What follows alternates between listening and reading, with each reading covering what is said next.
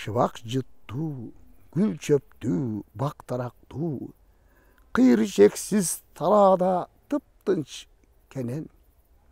Көрінбеген еш көзге жашайт қимыл, құлақа ұғылмаған добыш менен. Шамал шашат дикилдеп қайберендин, улағындай арышын елпек таштап. Анын үнін тыншасаң қандай мұқан, анын тұлқын сырасаң қандай жұмшақ.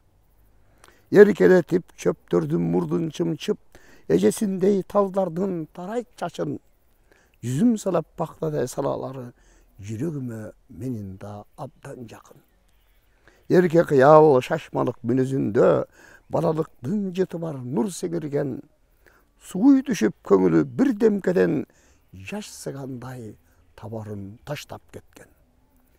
Балким күндүн қияқчы чорчысы, бүт дүйнеге ыйгарчы пакизалық, бірін-бірі жүректен ысық сүйчү, тала өкөү а мүмкін ерлі зайып.